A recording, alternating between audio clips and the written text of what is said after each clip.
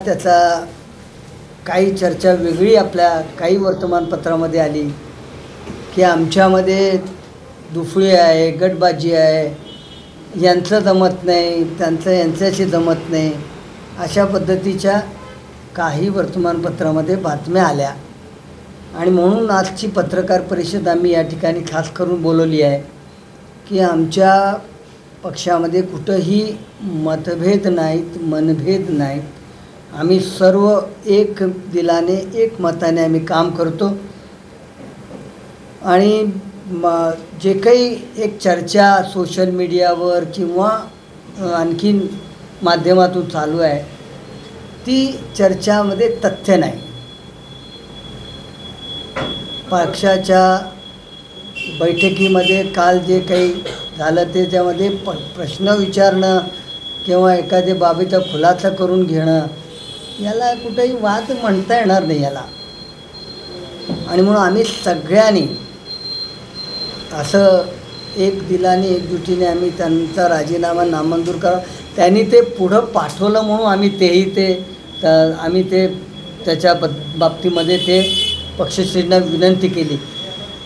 वास्तविक कोटे साहेबांच्याकडे गेल्यानंतरही कोटे साहेबांनी त्यांनी सांगितलं की बाबा ठीक आहे, याच्या एवढं काही तुम्हाला राजीनामा देण्यासारखं काय असं नाही आहे काही प्रकरण.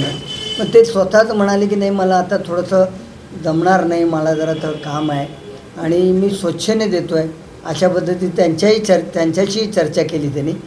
आणि म्हणून ते राजीनामा नामंजूर करावा असं एक मतानं सगळ्या पदाधिकाऱ्यांनी आम्ही या ठिकाणी विनंती केलेली आहे. ते राजीनामा नामंजूर होईल. आम्ही आमच्या अध्यक्षांनाही सांगितलेलं आहे की बाबा तुम्ही आपला राजीनामा, आम्ही सगळे म्हणतो आहे, तुम्ही तो मागे घ्यावा आणि पक्षाचं काम आपण यापुढं येणाऱ्या जे काही आगामी निवडणुका आहेत त्या निवडणुकीमध्ये आपल्या पक्षाची ताकद वाढवण्याकरता, पक्षाचं काम करण्याकरता आणखीन आपल्याला सगळ्यांना घेऊन या ठिकाणी जायचं आहे. अशा तऱ्हेचं त्यांनाही मी विनंती करणार आहोत. राजीनाम्यामध्ये त्यांनी काय लिहिलेलं, मी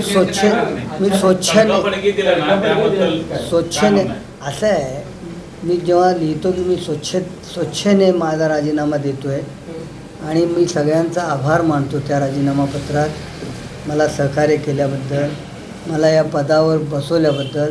हे सर्व जेव्हा मी करतो त्यावेळेला त्याच्यामध्ये किंतु परंतुचा प्रश्नच नाही, त्यांची सही आहे त्याच्यावर.